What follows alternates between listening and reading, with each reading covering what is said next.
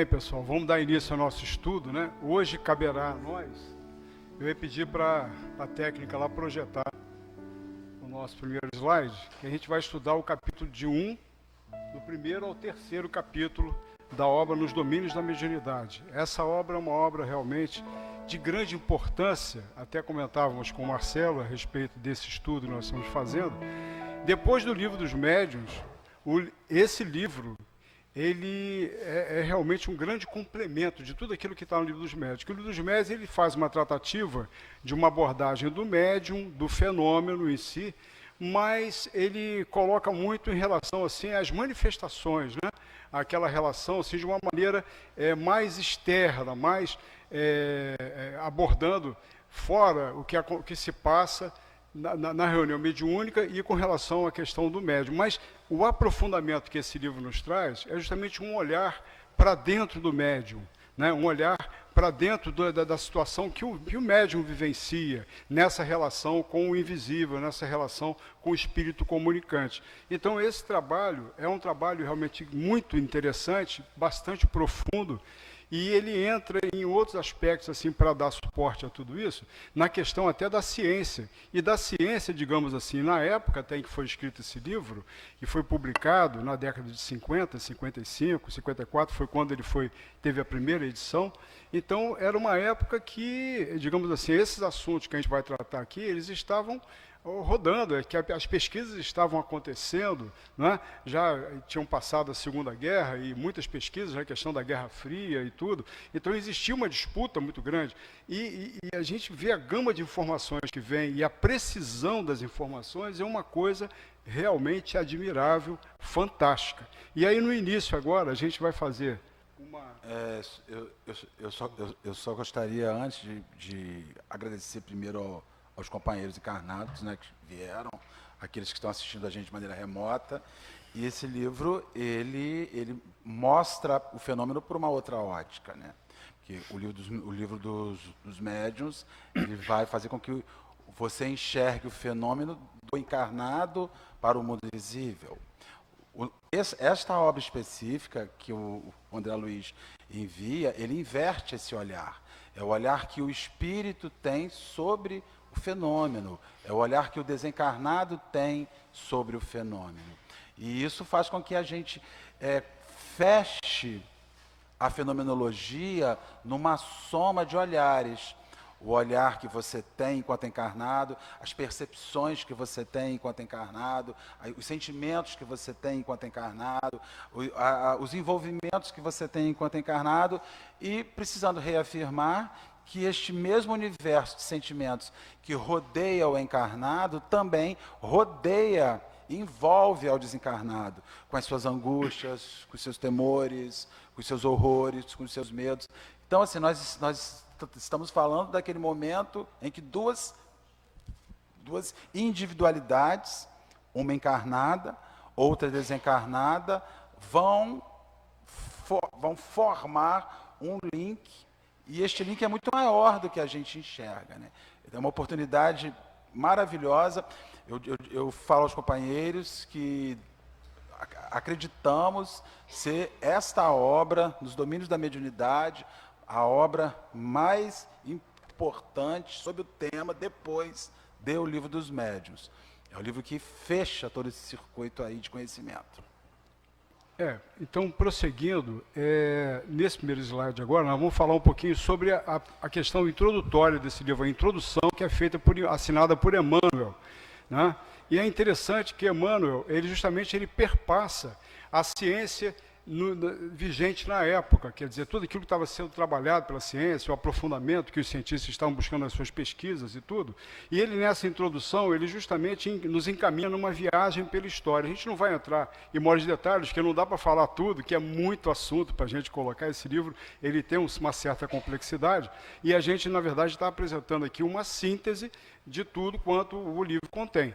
Então, a gente tem, nessa introdução de Emmanuel, ele nos encaminha nessa viagem histórica, sobre a questão da matéria, né? A matéria, ele trata desde lá de 500 anos antes de Cristo, com Leucipo, ele vem tratando daquelas definições do átomo, até chegar nas definições mais atuais. Primeiro aquele modelo atômico de Rutherford também, do átomo, com o núcleo, né? Com a eletrosfera, os elétrons, né? O próton, o nêutron, aquele negócio todo. E depois, justamente, a desconstrução desses modelos, quando vem a questão da física quântica, mostrando para a gente que, se você for aprofundar, colocar um olhar mais para dentro da matéria, você vai ver que, na verdade, você não tem exatamente o elétron, não existe um elétron, uma partícula, é um monte de subpartículas, né, que constituem, subatômicas, que constituem esses elementos. Então, a coisa é praticamente energia, é uma energia talvez mais condensada, mas é energia. Então, essa visão de matéria, ela começa a ser desconstruída, né? Justamente em função das pesquisas dos químicos, físicos, né? Fazendo essas suas visões, e que ele coloca até esses cientistas, como que são esses que estão buscando o aprofundamento do conhecimento científico, como sacerdotes do Espírito. É interessante essa definição, né? Ele definiu o cientista como um sacerdote do Espírito. Por quê? Embora ele possa até pessoalmente, individualmente, ter uma postura extremamente materialista, extremamente ceticista, ele, na verdade, está no caminho do Espírito. Não adianta. Ele vai estar, porque ele vai por mais, ele vai pesquisando, ele pode ter aquela resistência, ter aquela coisa, mas nas descobertas, naqueles aprofundamentos e outros que vão chegando, tendo um olhar mais tendente para essa visão mais espiritualista, eles vão acabar descortinando e chegando no espírito. Não tem como.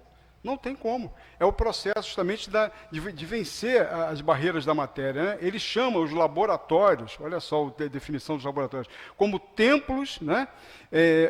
Com a inteligência a serviço de Deus. São templos onde a inteligência trabalha a serviço de Deus, né? E as descobertas que se acontecem, né? Embora sem considerar que existe naturalmente o esforço dos cientistas, o esforço pessoal de cada um, de se uma entrega muito grande nessas pesquisas, mas eles estão a serviço de um processo em prol da humanidade toda, né?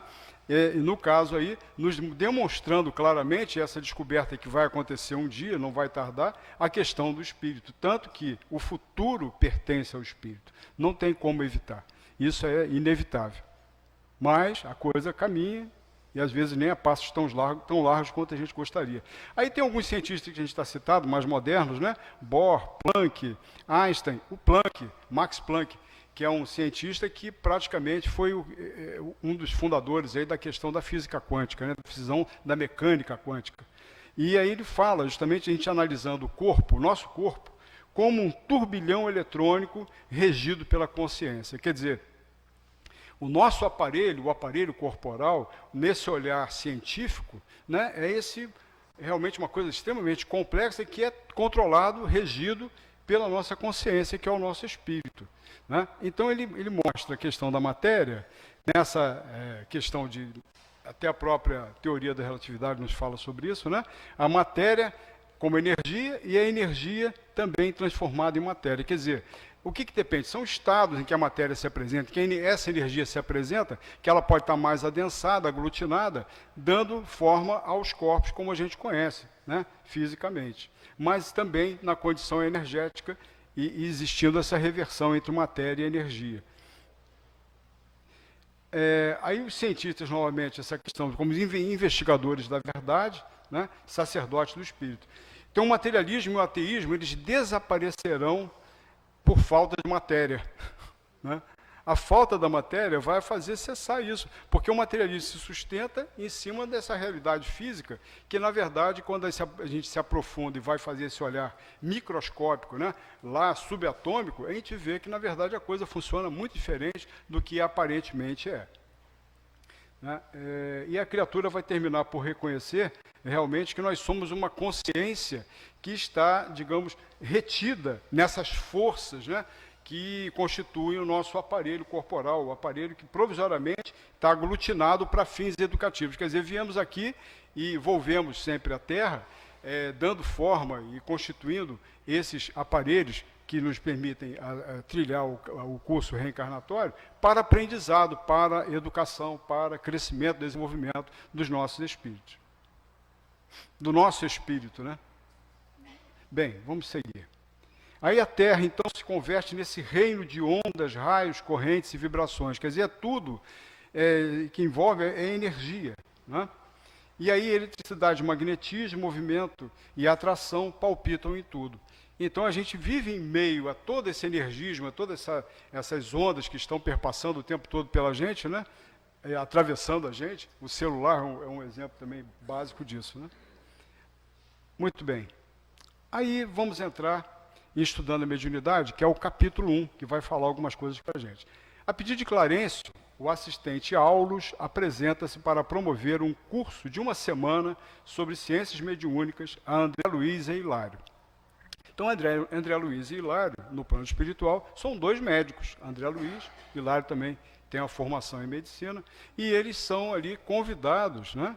Clarencio orientando eles nessa preparação, nessa apresentação de todas essas questões para esses dois interessados, né? O André Luiz e o Hilário, desses dois aprendizes.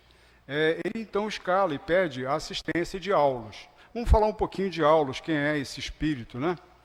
O Aulus, ele interessava-se pelas experimentações mediúnicas desde 1779, quando ele conheceu o Mesmer. Quer dizer, você vê que o cara era gabaritado, né? Ele teve um conhecimento com o Mesmer, né? Um grande pesquisador aí.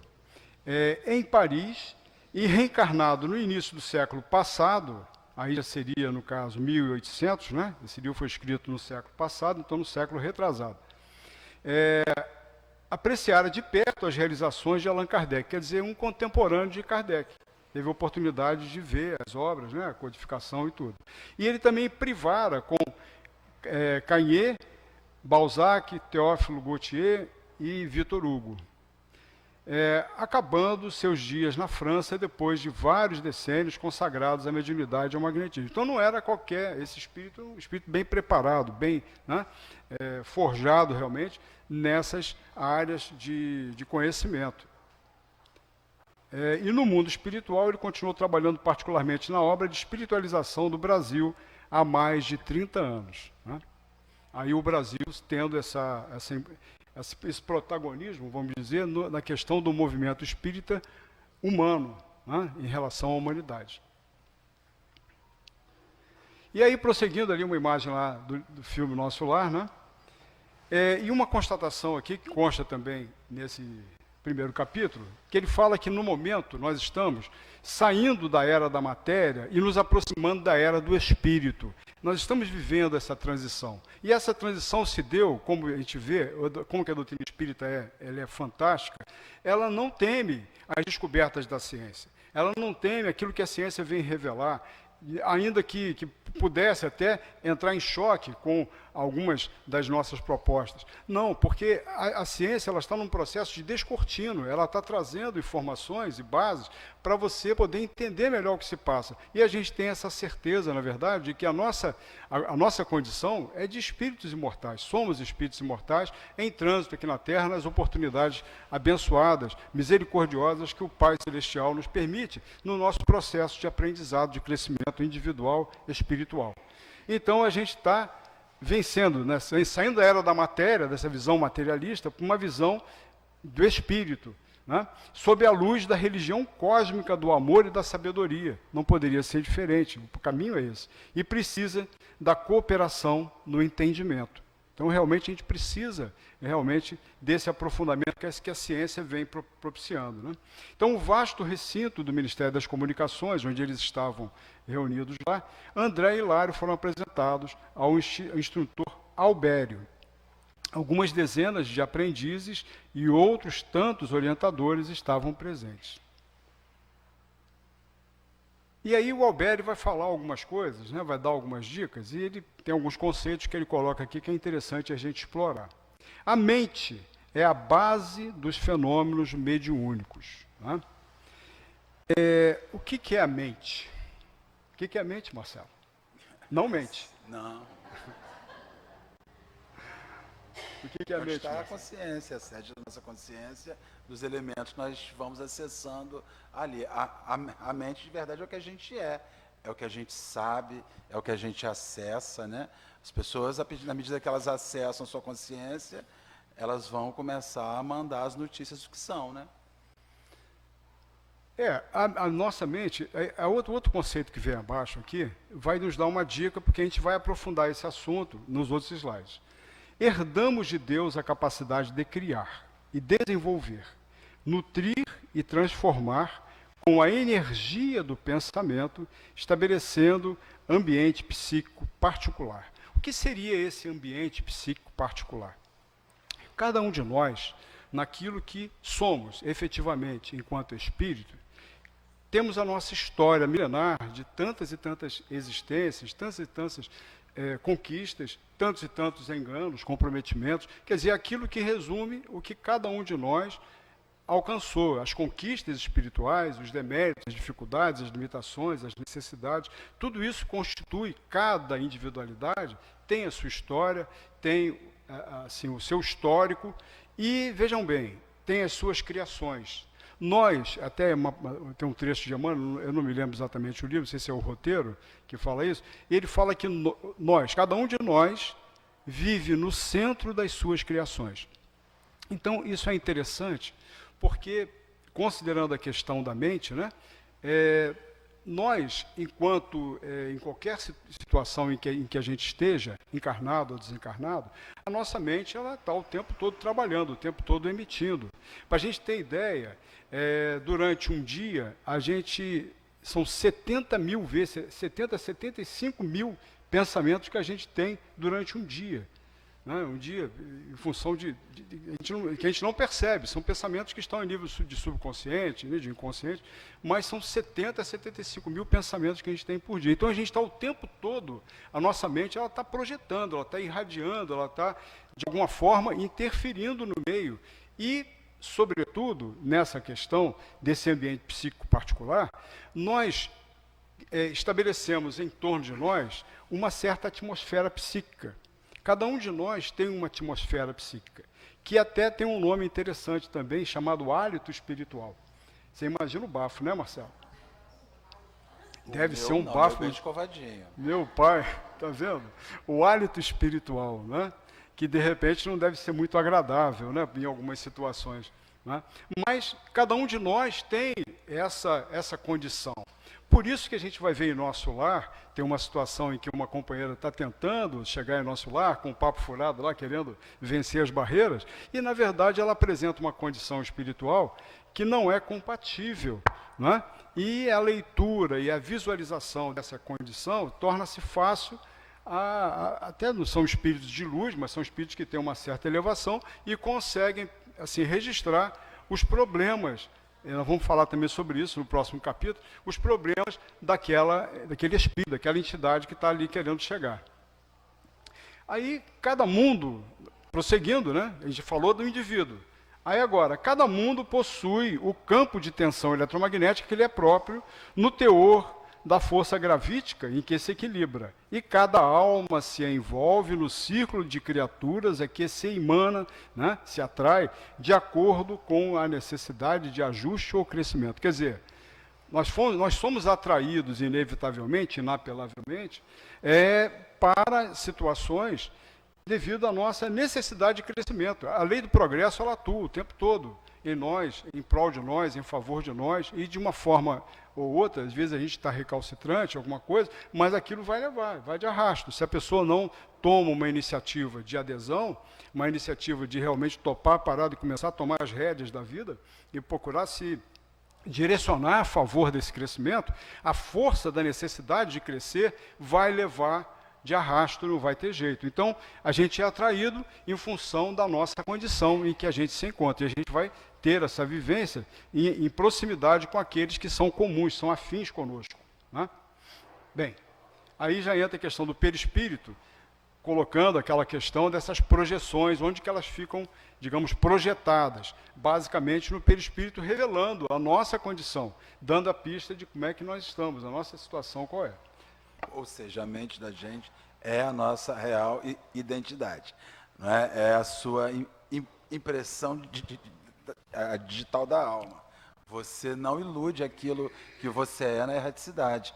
Aqui na Terra a gente se arruma, se maqueia, bota uma roupinha nova, pinta o cabelo, faz um lift, faz a unha e gera uma aparência. Mas a alma é outra coisa, a alma é outra perspectiva. Os espíritos zombam da gente, os desencarnados infelizes, à medida que nos olham e nos veem como nós somos em realidade. Ninguém foge à sua identidade espiritual. Por essas e outras, que não basta dizer-se bom, não basta dizer-se honesto, não basta dizer-se justo. É preciso ser bom, ser honesto e ser justo, porque isso é a sua identidade. Nós conseguimos na Terra, em silicone, forjarmos uma digital alheia. Mas no mundo espiritual, energeticamente, ninguém forja o que não é. A mente vai dar a sua notícia. E é justamente nesse capítulo inicial que ele vai dizer que é todo este processo psíquico, que é todo esse processo mental, que vai chamar para perto de você aqueles que vão ligar-se no seu hálito espiritual e aquela emanação que você vai fazer, que vai ser o convite. Essa parte inicial ela vai versar sobre esse elemento, né? Bem, ele vem falar aqui também que cada planeta tem a sua órbita, né? E cada consciência está associada ao grupo a cuja movimentação subordina. Quer dizer, a gente vai estar vinculado àqueles grupos com quem nós nos afinizamos, por sintonia, por força de sintonia ou por força de atração, como a gente falou aqui. Agimos e reagimos uns sobre os outros, quer dizer, o tempo todo a gente está agindo e reagindo uns sobre os outros. Então, as influências mútuas, elas são presentes, permanentes, constantes em relação a cada um de nós. E aí tem a questão, como falamos, às vezes somos agentes, às vezes somos aqueles que estão recebendo a influência, somos passivos, somos agentes ativos ou passivos nessa questão, né? Da energia mental, né? Criando, alimentando, destruindo formas, situações, paisagens e coisas na estruturação de nossos destinos. Então a nossa mente ela tem essa capacidade co-criadora, essa capacidade criadora. Nós, criadores, em plano menor, né? O Pai, nosso Pai celestial, nosso Criador, num plano maior, num plano inimaginável, incomensurável. Nós somos também criadores. E criadores por imposição dessa força mental. Mente, núcleo de forças inteligentes, gerando plasma sutil, com recursos de objetividade nas figuras da imaginação. Então, o espírito, né, organiza o ser, né? O pensamento, ele dá a forma. Então, a questão da forma-pensamento, como a gente vê esse conceito dentro da doutrina espírita. E, enfim, a nossa vontade, imprimindo, então, força e direção e acontecendo, fazendo acontecer as coisas, né? Bem, a nossa mente, digamos, seria uma parte do nosso espírito. Tanto que a gente vai ver uma definição em Evolução em Dois Mundos, que é uma obra que nós vamos ainda estudar aqui nesse nosso trabalho, nosso projeto. Temos o corpo mental que reveste a mente, assim como o perispírito reveste o perispírito. É interessante essa abordagem, porque às vezes, uma vez me perguntaram, Flávio, como é que a gente vai sair? A gente sai daqui e vai constituir o nosso perispírito num outro planeta, num outro orbe, num outro lugar. Como é que é isso? Né? É o corpo mental. A gente vai deixar esse perispírito, cuja constituição tem os elementos desse nosso planeta, e a gente vai, digamos, estar envolvido no corpo mental que, digamos, envolve a nossa mente. E vamos, então, partir para um outro ponto para poder reconstituir o nosso perispírito, que é justamente o que reveste o espírito, num outro orbe, numa outra situação. Isso é mais complexo, muito mais complexo do que isso, tá? Mas a gente está só colocando como é que fica, mais ou menos, essa transição da gente sair daqui e ir para um outro plano mais evoluído, numa outra situação. Em Evolução em Dois Mundos, a gente tem essa menção. Então, a mente é essa usina geradora da vontade do espírito, né, que forma a ideia, que constitui e dá forma à ideia que seria a força indutora, a força inteligente, que vai, enfim, pela força do pensamento, dar forma e direção para as nossas ações, as nossas intenções. E aí, por aquilo que a gente está projetando, é aquilo que a Marcela acabou de esclarecer também. Nós vamos ter a questão da lei de afinidade com tudo aquilo que a gente está produzindo, aquilo que a gente está emitindo, aquele apelo, digamos, que a gente está, de alguma forma, sinalizando, né? Então a gente vai atrair forças correspondentes, né, àquele apelo que a gente está fazendo. Então, de certa forma, se mistura um pouquinho também, até com a questão da prece também, né, Marcelo? E aí a gente vai observar uma questão evangélica, quando ele diz o seguinte, quando o mestre vai dizer que não basta que da sua boca manem leite e mel. Assim, a gente fala do leite, usa o mel na palavra, mas a sua alma está cheia de iniquidades. Então, quando você vai apanhar o Evangelho, você vai ver que o Cristo já falava à sua época, usando a linguagem das metáforas daquele instante, que você não é o que você fala, mas que você é o que você sente. Você é o que você vibra, né? Você é o que você emana. E isso dá notícias de quem é você. Isso dá notícias do que você chama para perto de você e do que você se manifesta em verdade.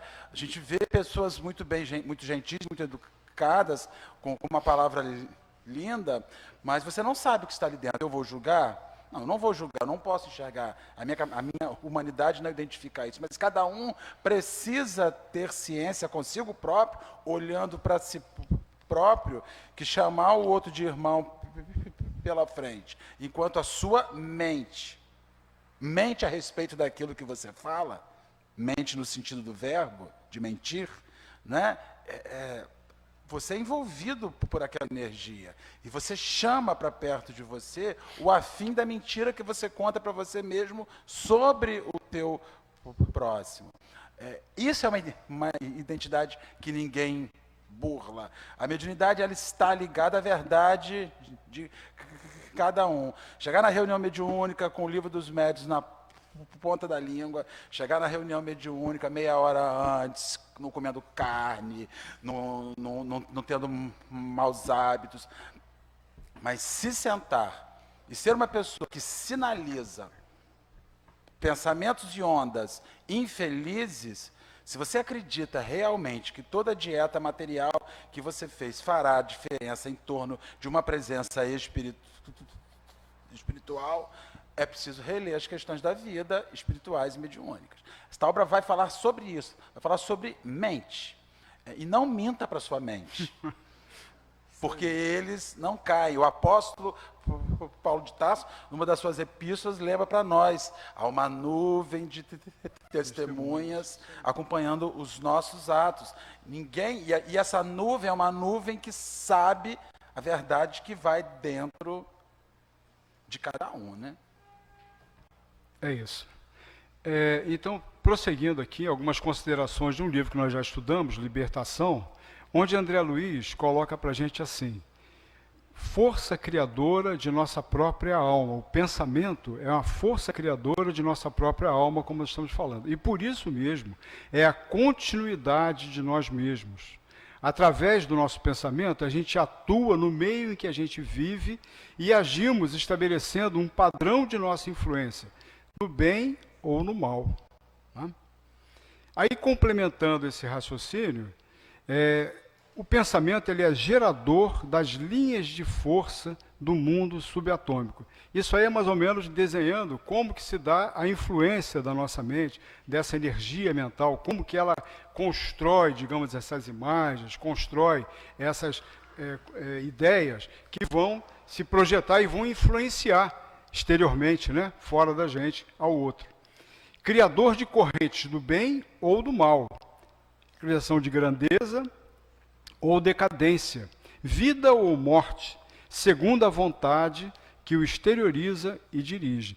E sempre, todas essas situações têm a marca do nosso compromisso, tem a marca da nossa responsabilidade em toda essa produção. Na verdade, tudo isso aí vai impor de alguma forma ou de outra em relação a cada um de nós, dentro até desse aspecto que Marcelo abordou nessa exemplificação, do que a gente está fazendo com essas possibilidades que estão ao nosso alcance. E muitas vezes o pensamento, a maneira como a gente dirige certas ideias ao nosso próximo, a maneira às vezes como a gente se expressa com certas ideias, a gente acaba magoando ou criando, digamos, alguns embaraços. Eu me recordo até de uma situação que se passava comigo mesmo, no sentido de que às vezes as pessoas se magoavam com certas coisas que eu falava, e eu não entendia. Eu achava na minha cabeça que eu não tinha feito nada, quer dizer, eu não tinha culpa. Que culpa é essa, né? O que será que acontece que as pessoas ficam magoadas com alguma forma como eu estou perguntando? Às vezes alguma pergunta parece que feria alguma coisa, e eu não sabia o que era aquilo, né? Aí a gente começa, a doutrina espírita, ela realmente vem aportando recursos para a gente poder fazer as nossas reflexões e tentar concluir, para tentar se melhorar, tentar evitar que isso suceda novamente. Mas às vezes é a maneira como a gente expressa, às vezes uma forma descuidada com que você, digamos, dirige uma pergunta a alguém, às vezes você pode ferir suscetibilidade, né? As pessoas, e a gente... cada um é cada um, mas tem pessoas que têm maiores limitações. Então a gente tem que ser mais cuidadoso, realmente, em conduzir a interlocução com os companheiros, justamente para evitar esse tipo de embaraço da pessoa chegar, chamar a sua atenção, que ela está se sentindo magoada com você em uma coisa que você não está vendo. Onde é que eu estou magoando, né? É triste isso, mas é deficiência demais mesmo, né? Então a gente tem que ir se acostumando e tomando tenência. Bem, prosseguindo, então, o teor desse capítulo, somos o que pensamos. O que pensamos atinge nossos chakras, repercutindo no corpo físico. Olha só, aí já vem essa influência que é contra nós mesmos, né? Também tem essa questão. Não é apenas o que a gente projeta vai interferir lá fora, interfere aqui também. A gente vê o quanto é nocivo a gente guardar uma mágoa profunda, um ressentimento profundo, uma falta de perdão, né, que a gente não se conforma de perdoar, e isso muitas vezes vai interferir até organicamente, trazendo repercussões orgânicas, desequilíbrios, né, fisiológicos. O professor César Soares dos Reis fez esse ano, no aniversário da casa, uma das palestras mais maravilhosas que eu pude ver na minha vida. E ele disse o seguinte: sempre que você manda algo para alguém psiquicamente, você é a primeira pessoa a receber. Quem manda amor para o outro, para o amor chegar no outro, ele sai de você. Quem manda o perdão para o outro, para o perdão chegar no outro, ele sai de você. Agora, quem manda ódio para o outro, é o primeiro a receber o ódio, porque o ódio sai de você. Ou seja, você não manda para alguém algo que não saia de você. Se isso sai de você, você é o primeiro a passar por isso. Então, quando você manda amor, não precisa receber amor de volta, não, porque o amor já saiu de você, você já recebeu. Você foi o primeiro a receber quando saiu de você. Quando você manda a caridade, quando você manda o perdão, você é o primeiro a receber isso que está saindo, porque se sai, passa por você. Isso foi brilhante, foi uma grande reflexão para o aspecto que é bom. Mas sobre o aspecto ruim, quem manda ódio, quem manda inveja, quem manda indiferença, quem manda egoísmo, quem manda orgulho, é o primeiro a receber isso, porque também sai de você e passa por você, né? Essa questão energética é muito séria, porque ninguém se livra daquilo que manda para o outro, seja bom ou seja ruim. Nós somos herdeiros dos nossos pensamentos. Por isso que vigia e ora. Ele não mandou rezar primeiro, não. Ele mandou vigiar primeiro, porque você está metabolizando coisas que vão ficar em você. Né? Coisa muito interessante. Foi uma palestra que quem não teve oportunidade de assistir, entra no site da casa, que vai assistir uma palestra realmente única. Tem um conceito, né, que é de René Descartes, e está aqui escrito em latim, cogito ergo sum, né? Penso, logo existo, que se associa um tanto com essa questão de somos o que pensamos, né? Então, prosseguindo. A gente vai ver que é o conjunto das nossas ideias. Nossa, chega de nuvenzinha. Sim. Resulta justamente na nossa existência. Então, o que nos caracteriza na nossa condição existencial é o conjunto daquilo que a gente pensa, das ideias que a gente projeta, das ideias que a gente acolhe, né? Que a gente emite, que a gente divulga, que a gente projeta. Né? Ela é o resultante, é a nossa condição da nossa existência, baseado, inclusive, naquele cogito ergo sum, que foi a última abordagem que a gente colocou, penso, logo existo. Né? Então, os seres respiram na onda de psiquismo que lhes é peculiar, dentro das dimensões características ou na frequência própria. Esse psiquismo independe dos centros nervosos, flui da mente e condiciona todos os fenômenos da vida orgânica. Isso aqui é o seguinte, a gente fala do cérebro. O cérebro é um aparelho maravilhoso, né? Com toda a sua organização, ainda pouco conhecido e até, digamos assim, suscitando algumas questões até no meio científico, devido assim à sua capacidade, que, digamos, nós utilizamos, dizem, uma parcela muito pequena do que pode, digamos, o nosso aparelho cerebral realizar, poderia o nosso aparelho cerebral realizar. Mas, falando de cérebro, nós estamos falando de condição orgânica, né? De formação de células, de matéria. Mas, vejam bem, olha o que está falando ali, esse psiquismo independe dos centros nervosos. Na verdade, o nosso psiquismo, ele pertence a quem? Está na condição do nosso espírito, na mente, né, do nosso espírito. É da mente que promana todas as irradiações, o pensamento, essa questão toda, são emanações que vêm da mente do espírito, do próprio espírito. Ou seja, é da condição do espírito, não tem nada a ver o cérebro sozinho, ele não é capaz de realizar isso.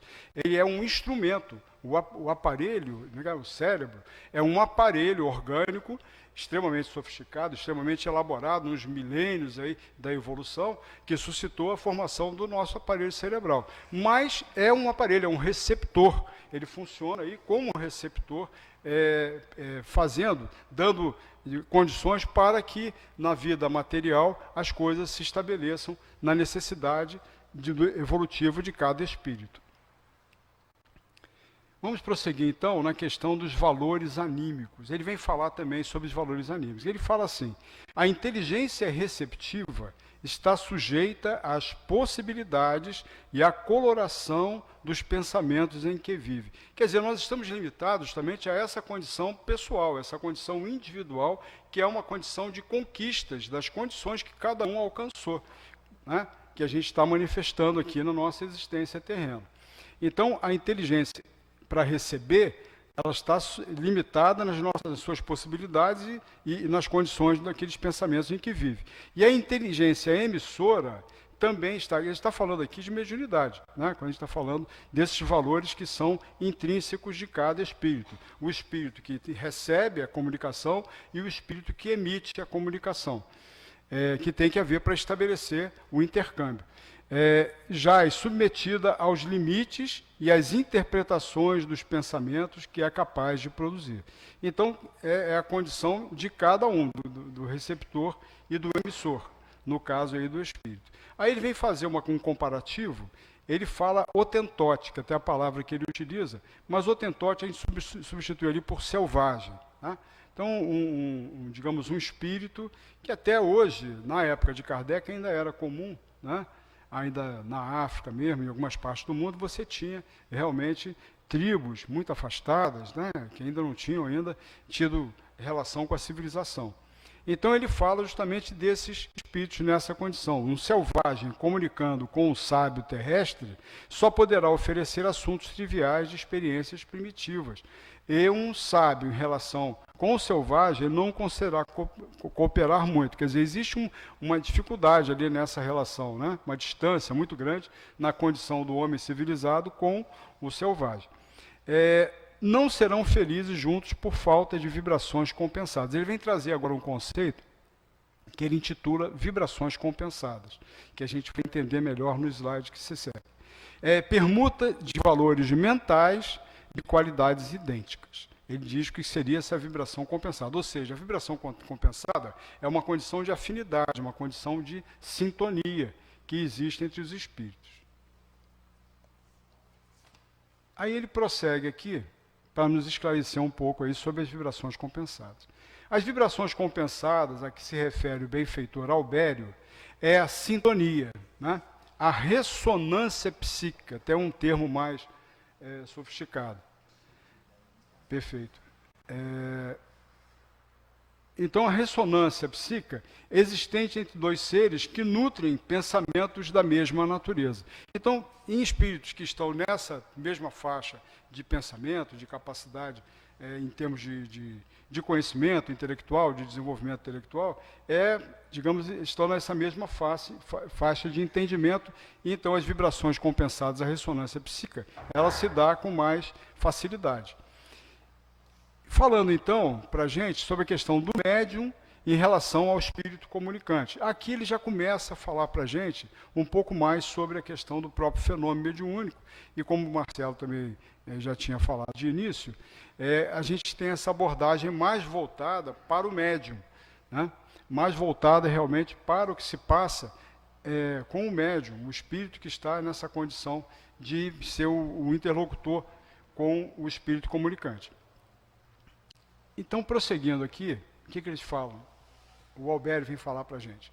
Na senda evolutiva, os espíritos se adiantam em grupos que se afinizam. Quer dizer, a gente vive realmente em grupo. O ser humano, ele é um ser gregário, né? Um ser que vive em sociedade.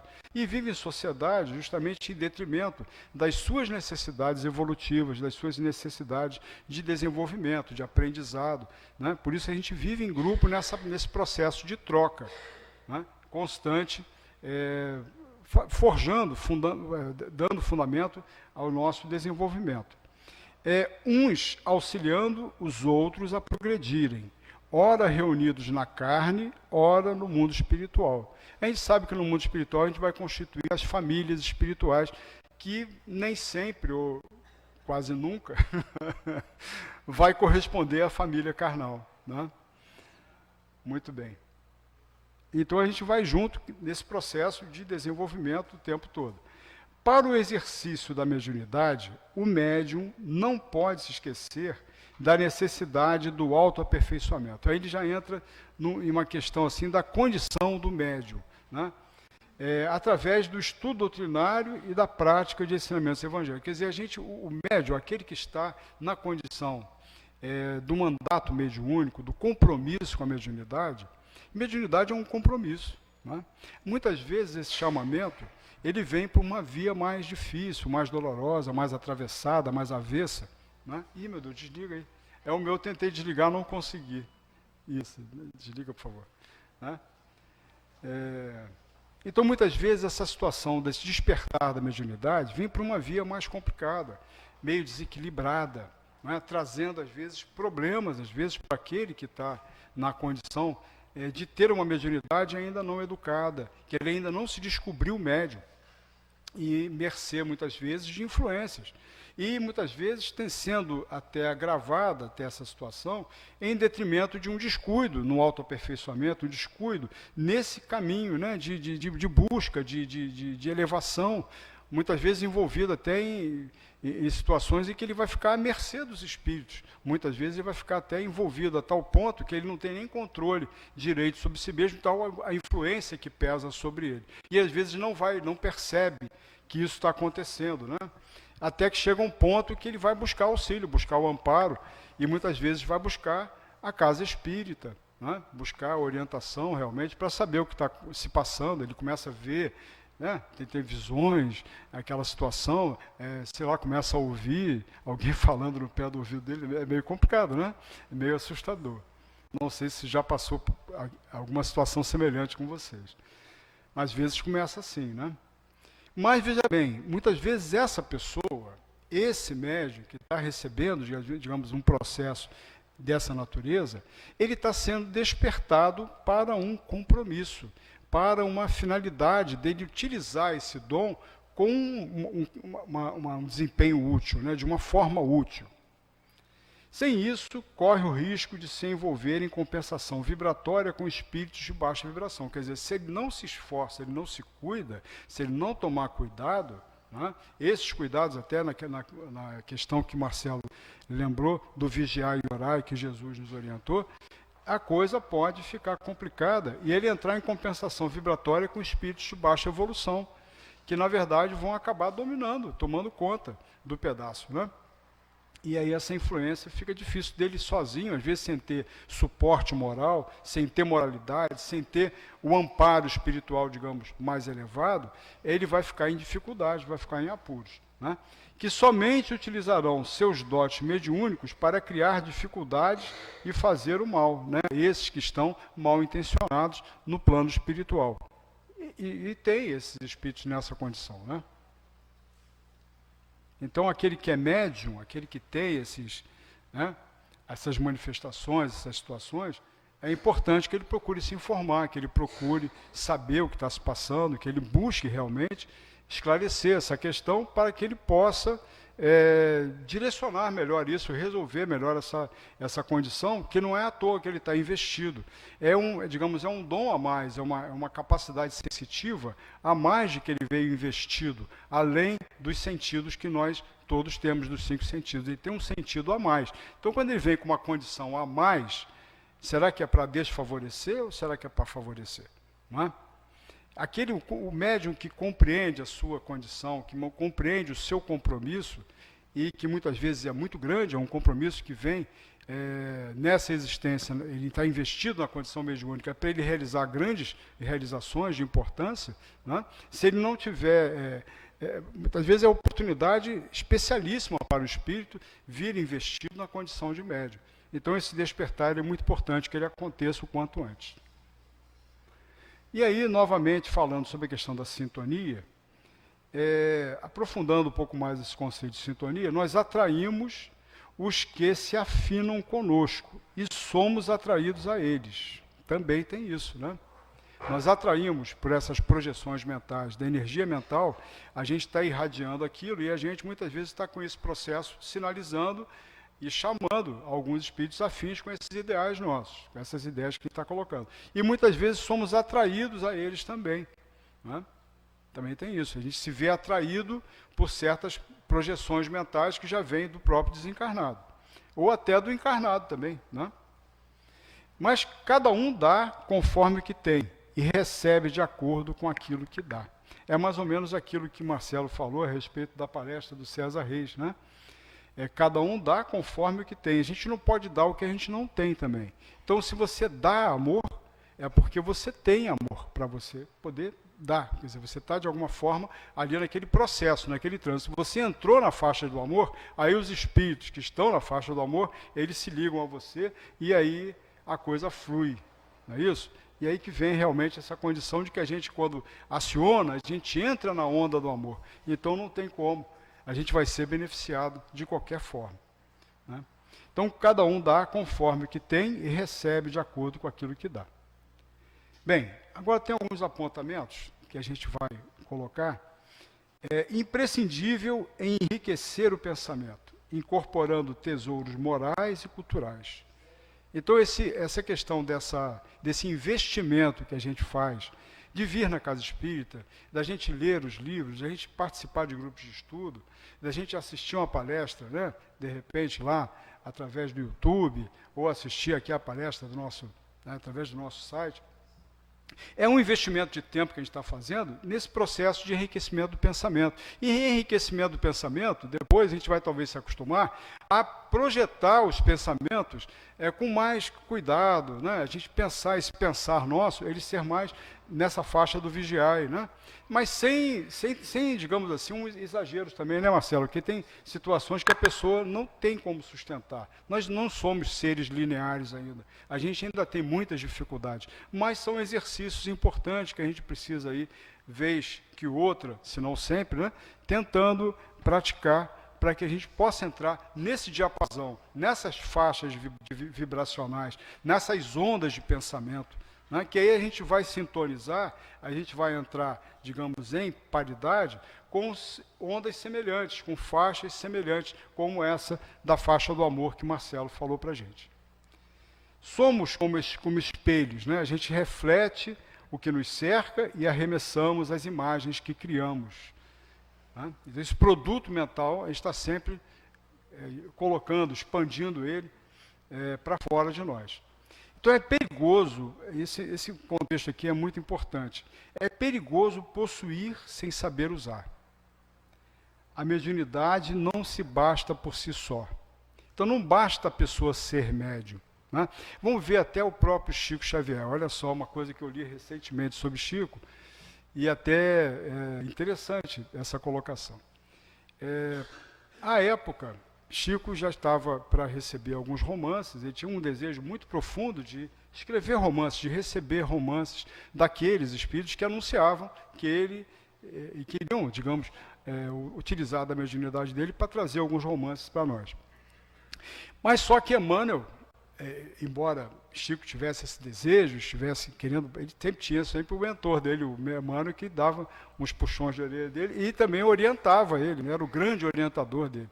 E uma orientação que Emmanuel deu para ele foi o seguinte: Chico, você, antes de você começar esse projeto, esse trabalho, você tem que ler mais, você tem que ler romances.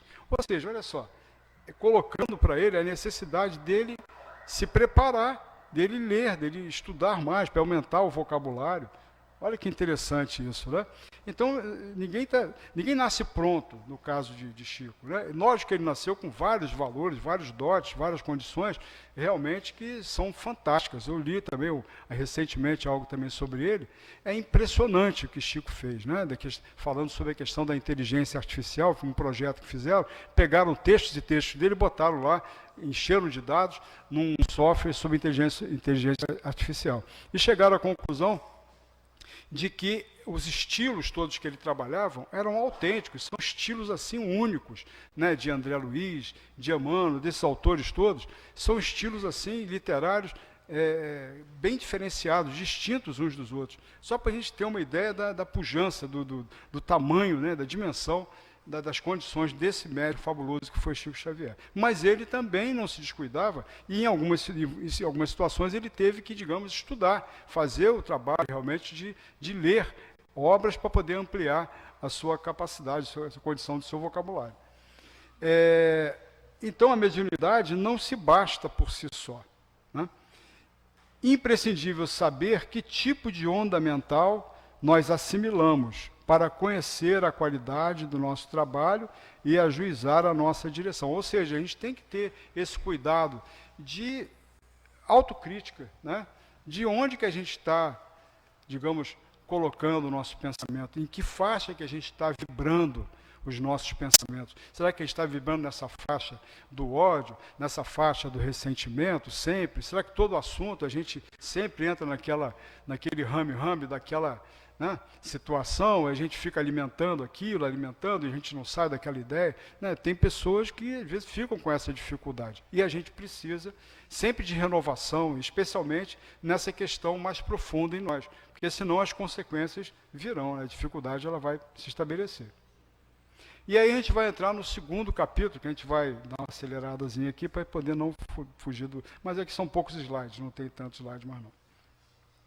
Na noite seguinte, então, aulas, né, em que eles já traçaram um programa de trabalho, que, veja bem, é um curso de uma semana, mas um curso interessantíssimo, porque o livro todo se passa numa reunião mediúnica. A gente vai ver aqui, é uma casa, um centro espírita, que tem, digamos, uma reunião bastante interessante, em que você tem 4 médios bem desenvolvidos e com capacidades bem diferenciadas, de mediunidades variadas, e permitindo assim um estudo bem amplo sobre mediunidade.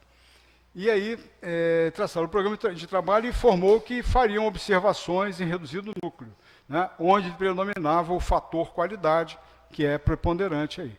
Tratava-se de um grupo de 10 companheiros encarnados, com 4 médios envolvidos, com lastro moral respeitável. Quer dizer, a reunião tinha 4 médios, mas 6 outros estavam ali como auxiliares ou como dirigentes da reunião, né? Eram passistas, quer dizer, estavam ali participando, mas não davam passividade ou não estavam na condição de médiuns no trabalho mediúnico. Poderíamos fazer anotações valiosas ligadas à mediunidade no círculo terrestre. E aí André fala, sim, esclarecemos eu e Hilário, que gostaríamos de auxiliar os irmãos encarnados na execução do serviço. Quer dizer, já se colocavam ali dispostos sempre a trabalhar. E é sempre a postura de André sempre foi essa, porque nem sempre, em alguns momentos, ele não pôde contribuir, ele foi tolhido em algumas questões, né, devido até a alguns questionamentos que ele faz. Tem um questionamento bem interessante que ele faz agora, acho que no próximo slide. Aí, a questão do psicoscópio, né? O título desse capítulo, psicoscópio. Temos aqui um psicoscópio. Aí ele vem trazer um aparelho, que, sim, talvez um notebook assim, né? Mais ou menos, né? Imaginar que seja um notebook. O aparelho, né, facilitará exames e estudos sem a necessidade de acurada concentração mental. É constituído por óculos de estudo com recursos como a microfotografia, que não dá nem para saber direito o que seria essa microfotografia, né? Funciona à base de eletricidade e magnetismo, utilizando elementos radiantes análogos aos raios gama. Veja bem, radiação gama é uma radiação de alta frequência, que é emitida em grandes acidentes assim, cósmicos. Olha só, para a gente ver o que é raio gama, tá? Raio gama é um negócio bem específico aí. Bem, destina-se à auscultação da alma. Quer dizer, não tem o estetoscópio, né? O estetoscópio ele vai verificar lá o batimento, né, a frequência cardíaca, é isso? Nesse caso aqui, ele vai auscultar a alma, ou seja, para verificar as condições da alma, né?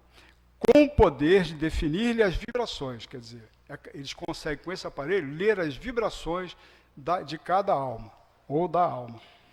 Podemos analisar a psicoscopia, eles chamam até de tipo uma ciência, né? A psicoscopia de uma pessoa ou de uma equipe. É possível detectar suas possibilidades de trabalho, né? se estão aptas àquele trabalho para desempenhar. A moralidade é possível verificar, o sentimento, a educação, o caráter e planejarmos o trabalho que podemos realizar. Né? Olha, tudo isso eles podem verificar ali com facilidade. Imaginando antes na porta do centro. Vamos passar aqui, vem cá, fazer a fila. Tchau, tchau. Pensou? Pois é. Eu ficava na portaria. André pergunta se, na hipótese de alguém não corresponder à expectativa, devemos expulsá-lo do grupo. Porque André Luiz é meio assim, né? Aí vamos resolver logo, expulsa logo. Aulos responde que não é necessário. Olha que interessante essa colocação. Aulos responde que não é necessário fazer isso. Quando a maioria do grupo permanece na extensão do bem, a vida se encarrega de colocar a pessoa no seu devido lugar. Ou seja, se aquela pessoa não tem compatibilidade com aquele grupo, ou ela vai atrapalhar dentro daquele grupo, ela não vai produzir, ela vai se tornar um elemento contraproducente, as coisas vão se ajeitar naturalmente, ela vai ser afastada, ela mesma se afasta, né? Então isso não é preocupação de pegar e tirar a pessoa de lá, exceto casos excepcionais, né? Aí pode até acontecer na direção, né, na reunião mediúnica, acontecer alguma coisa que demande uma medida mais drástica, mas é raro isso acontecer. Geralmente o que acontece é isso mesmo que está colocado. Instantes depois, a equipe penetrou o acanhado aposento, onde se reunia a reduzida assembleia em silenciosa preparação. 15 minutos entre a prece e a leitura edificante melhoravam as condições de harmonização. Toda reunião mediúnica, ela demanda um tempo de preparação mínimo. E aí falam em 15 minutos de prece, de uma leitura edificante. Isso é essencial. As reuniões todas que nós promovemos aqui na nossa casa têm essa preparação também.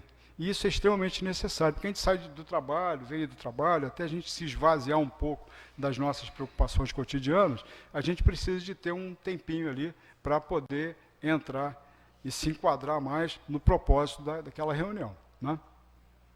Então, o Aulos armou o psicoscópio e, depois de ligeira análise, autorizou os companheiros também a usá-lo. Ele estava doido para olhar lá, não, o André. Aí o André anotou, sem nenhum esforço, as expressões da matéria física. Ele diz até que teto, paredes, objetos revelavam-se como correntes de força, emitindo baixa claridade, quer dizer, meio opacos, né?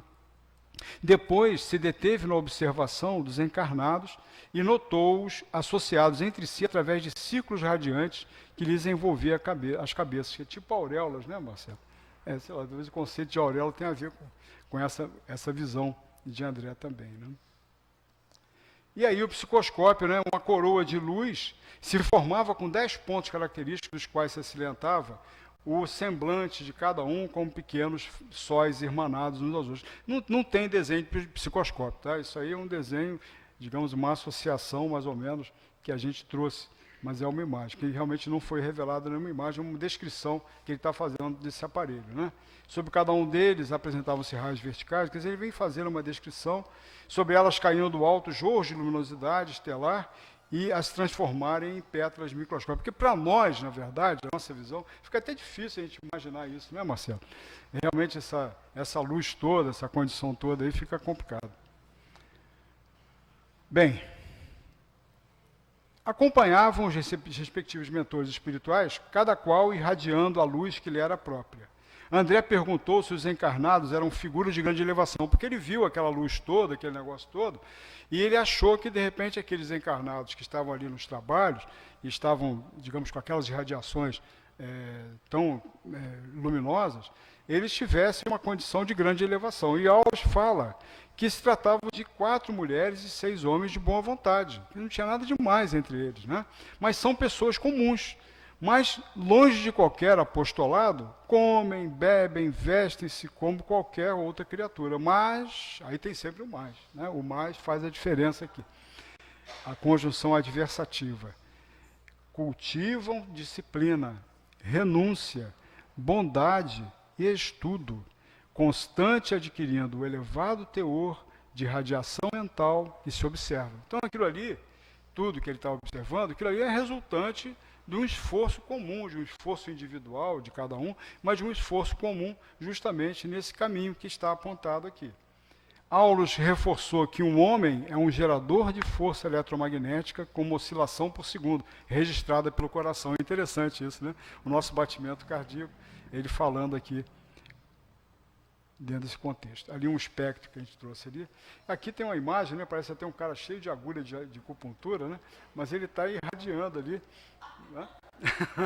Coitado, ele está todo cheio de agulha. Mas podem, desse modo, projetar raios mentais em vias de sublimação, assimilando correntes superiores, enriquecendo os raios vitais, de que são dínamos comuns. Esses raios são peculiares a todos os seres vivos.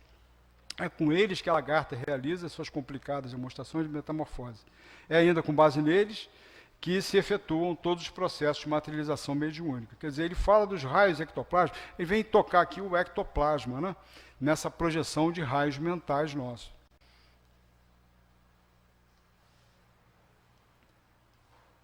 Marcelo, eu vou ter que acelerar um pouquinho por causa do nosso horário. Porque falou 8h20, você falou 8h20, não foi? É 8h10 ou 8h20? É 8h20, Marcelo. Você botou 8h10. Ela tinha falado 8h10. É 8h20, é por causa do horário. Bem, vamos prosseguir aqui, porque somos instrumentos das forças com que nos sintonizamos, edificantes ou perturbadoras. Olha que interessante isso. Olha essa posição, essa revelação para nós, né?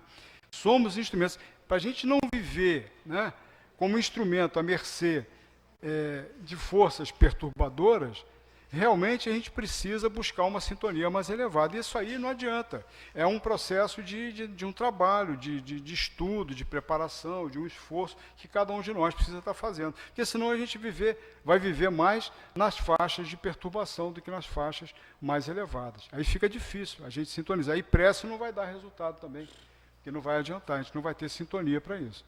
Então, cada um emite com os sentimentos raios específicos e vive na onda espiritual com que se identifica. Quer dizer, cada um de nós vive nessas faixas que a gente se definiu, né? Então, acho que dentro daquela análise que está proposta, a gente precisa realmente fazer essa autocrítica e tentar procurar analisar, ver em que faixa que a gente está vibrando, como é que anda assim, as nossas reações em certas questões, se não merece isso, de repente, uma reavaliação, um ajuste, né, um afinamento, um refinamento, né, nessas condições, para a gente não viver à mercê dessas forças adversas, que muitas vezes podem estar exercendo uma certa dominação sobre nós, né, Marcelo? E eu acredito que sendo é muito diferente do que a gente imagina.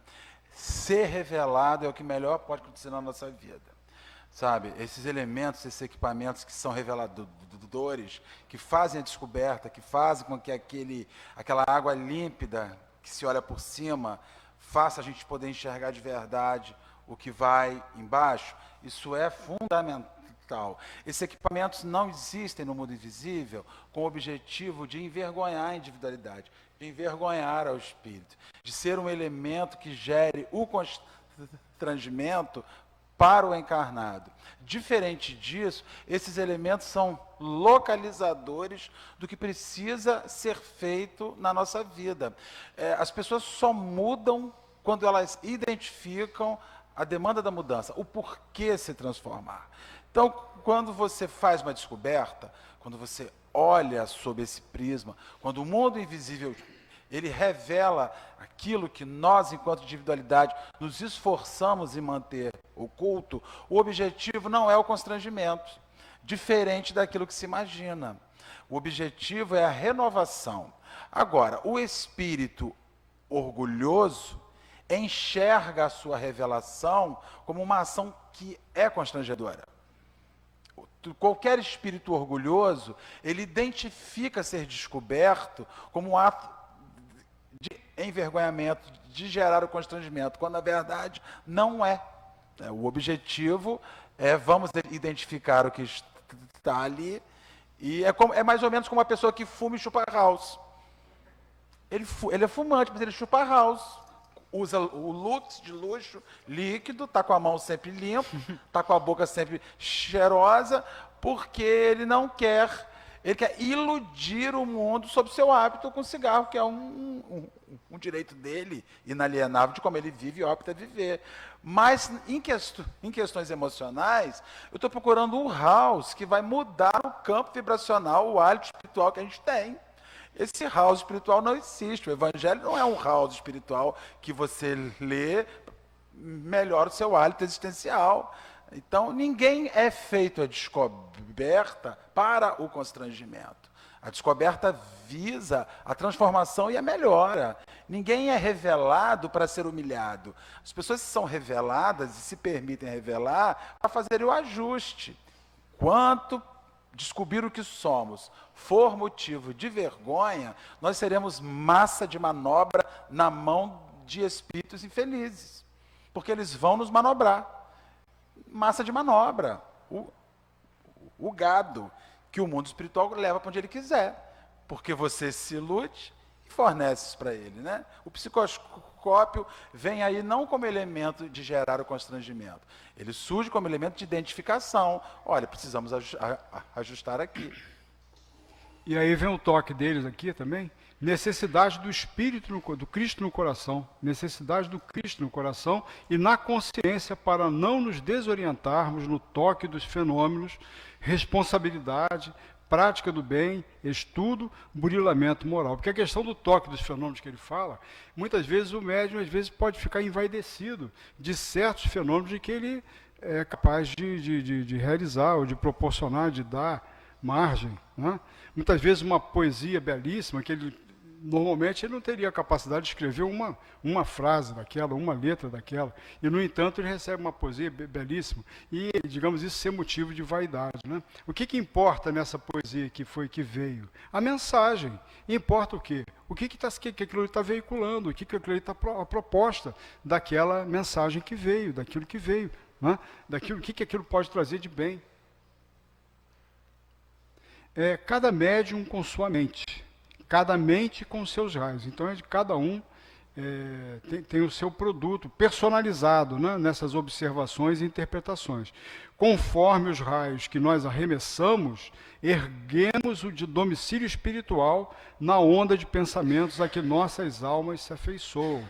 Quer dizer, nós que vamos construindo esse arcabouço espiritual que vai constituir a nossa, digamos, atmosfera psíquica, o nosso hálito espiritual, são produtos, é um resultante, digamos, é um substrato da nossa condição espiritual que está revelada. A cada um segundo suas obras. Ainda bem que, por enquanto, está revelado só para os espíritos, né? A hora que isso começar a ficar revelado aqui no meio carnal, vai ser complicado, né? Então, a cada um segundo suas obras, como Jesus bem colocou para nós. A equipagem mediúnica ainda, Aulus fez as apresentações da equipe encarnada, que é interessante, ele vai dirigir para a gente, vai falar de Raul, que é o diretor, ele fala de Eugênia, uma excelente médium psicofônica, psicofonia, é um dom mediúnico, né? É uma atividade em que o espírito, pura e simplesmente, ele declina as informações, a sua mensagem, por via oral, com distinção moral. Anélio, um jovem que progride na clarividência, na clareaudiência e na psicografia também.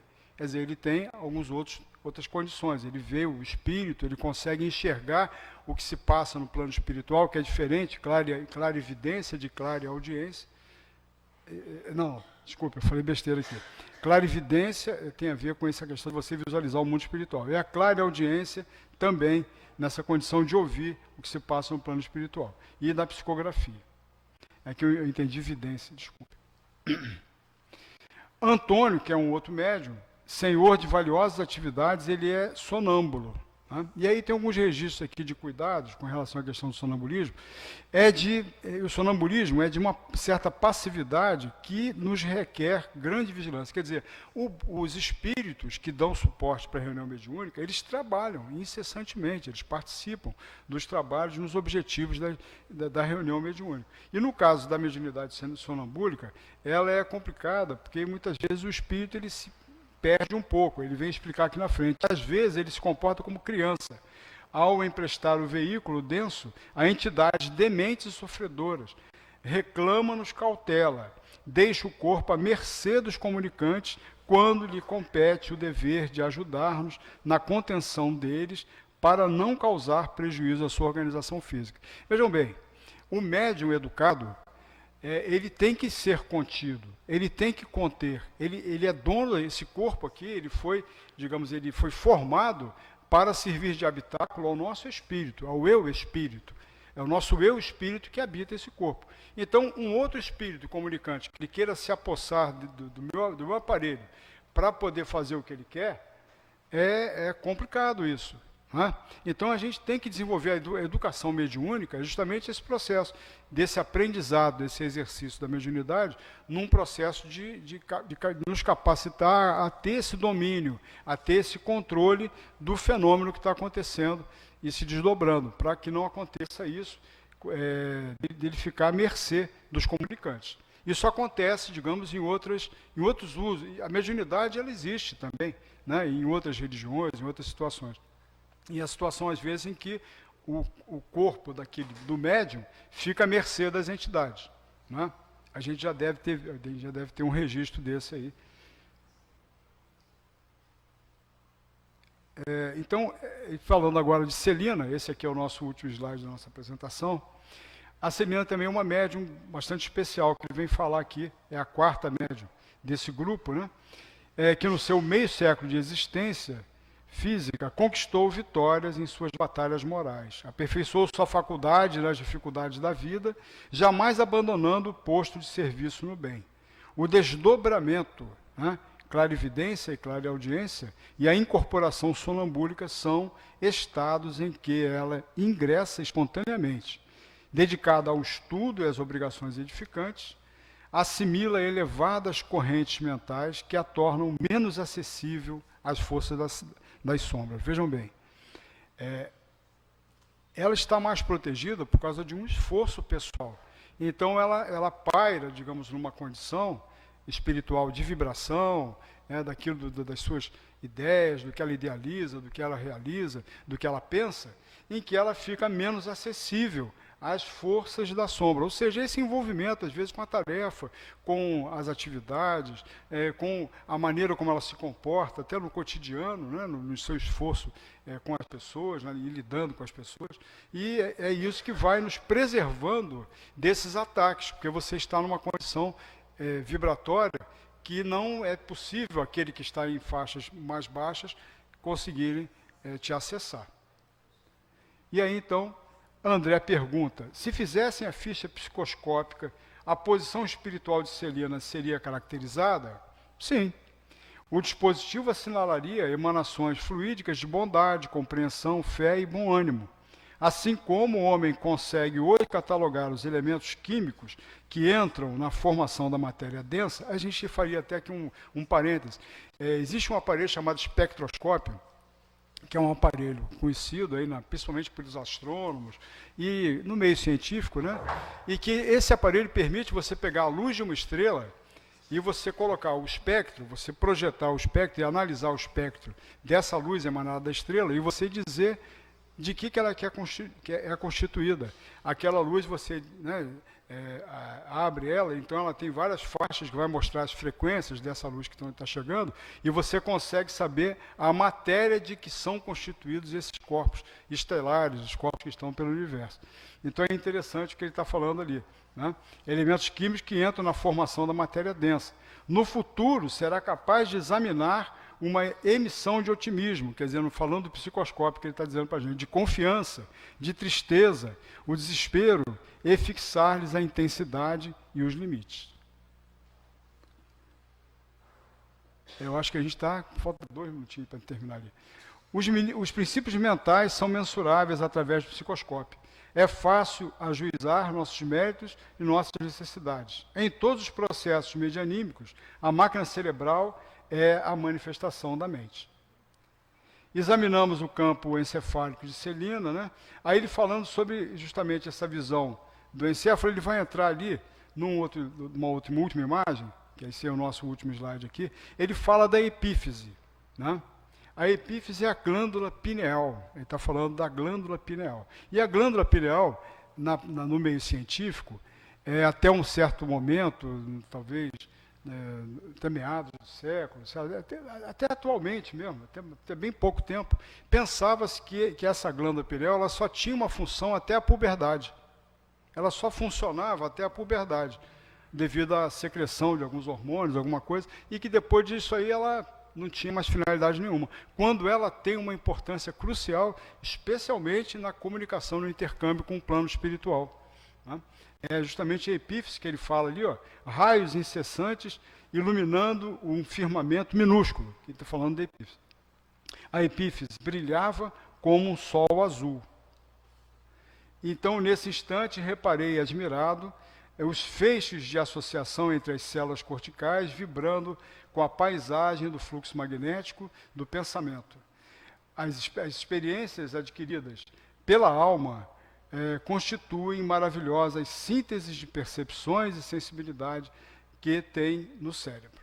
Muito bem, era isso que a gente tinha para expor, então, no primeiro bloco, e a gente vai dar uma paradinha aqui para a gente poder tomar um café.